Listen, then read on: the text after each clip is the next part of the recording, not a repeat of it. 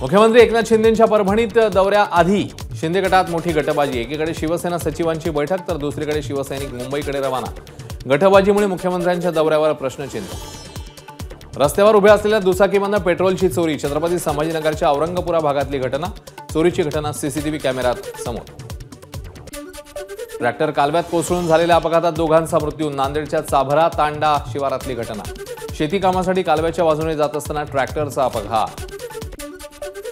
छत्रपती संभाजीनगरमधील शासकीय घाटी रुग्णालयात 8 महिन्याच्या बाळाला सोडून आई पसार। औषध आणण्याचं कारण सांगत रुग्णालयात आलेल्या महिलेकडे सोपवलं बाळ। सीसीटीव्हीच्या मदतीने महिलेचा शोध सुरू। उत्तर प्रदेश एटीएस कडून छत्रपती संभाजीनगर शहरातल्या 14 जणांना नोटीस।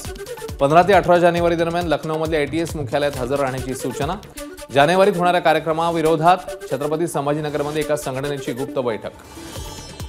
नांदेडच्या मुखेडमध्ये वाहतूक संघटनेचा रास्ता रोको। हिट अँड रन कलम रद्द करण्यासाठी तहसीलदारांना निवेदन। धाराशिव पंचायत समितीच्या गटविकास अधिकाऱ्याची गाडी अज्ञाताने फोडली। धाराशिव पंचायत समिती कार्यालयाच्या पुढे गाडी उभी असताना घडलेली घटना, कारण अस्पष्ट। धाराशिव शहरातील ज्योती क्रांती मल्टीस्टेट बँकेवरील दरोड्याचा उलगडा करण्यात पोलिसांना यश। मुंबईतनं 2 आरोपींना अटक। 5 जणांनी टाकलेला दरोडा। एबीपी माझा, उघडा डोळे बघा नीट।